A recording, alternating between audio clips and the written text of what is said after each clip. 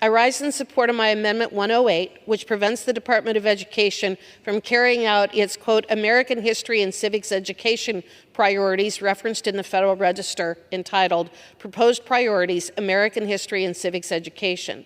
Under this 2021 proposed rule, the Department of Education sought to institute a variety of priorities under the National Activities Program and within American History and Civics Academies, seeking to promote a divisive educational curriculum.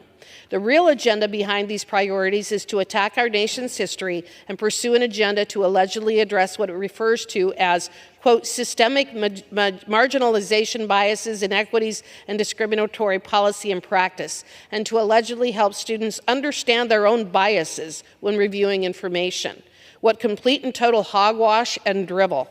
While the department was forced to abandon its efforts to institute its offensive agenda, it has also disclosed its intent to maintain what it refers to as invitational priorities, meaning that it will encourage others to do what it cannot. Madam Chair, our children deserve to be educated on history, mathematics, English, science, and other programs that are accurate, robust, educational, and that will prepare them to join the workforce and be productive members of society. They do not deserve to be indoctrinated into far-left hatred of America. My amendment would block the Department of Education from instituting these insidious priorities. I encourage my colleagues to vote in favor of it, and with that, I reserve. The gentlewoman reserves. For what purpose does the gentlewoman from Connecticut seek recognition? I claim the time in opposition. The gentlewoman is recognized. I rise in opposition to this amendment. It seeks to block priorities for an out-of-date civics competition from 2021. My colleague seeks to gin up alarm over the prospect of federal funding being used to support priorities that alarm her. She failed to mention how the department ran an entirely new civics competition in 2023 that used different priorities from the 2021 competition. The department has no current plans to reuse the 2021 priorities that she speaks about. Let me just tell you, our children need to know about civics.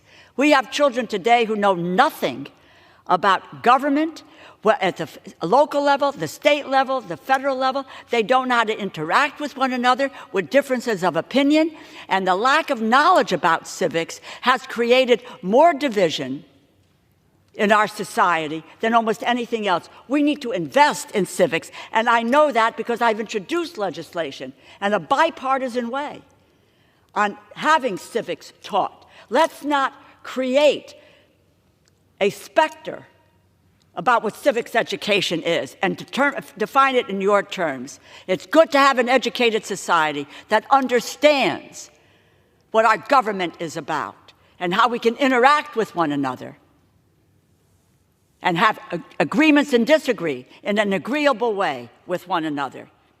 In the end, this amendment was drafted to conjure up unwarranted fears and concerns. It will have no impact. It is another waste of our time. I urge my colleagues to vote no on this amendment, and I yield back. The gentlelady yields you that the members should only refer to the chair. Okay, your remarks to the chair. Now, the gentlewoman from Wyoming is recognized. As I have said numerous times before, critical race theory and related programs are simply a mechanism utilized by the radical left to assert their control and to further divide Americans.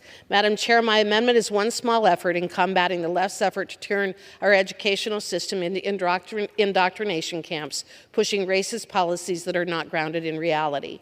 Once again, my constituents are fed up with the failures of the Department of Education in actually educating our children while using our taxpayer dollars to destroy America from within.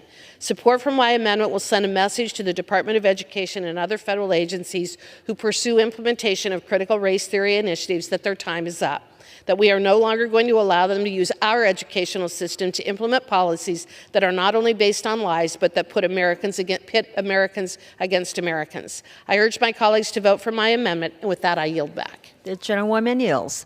The question is in the amendment offered by a gentlewoman from Wyoming. Those in favor say aye. Those opposed say no. In the opinion of the chair, the ayes have it.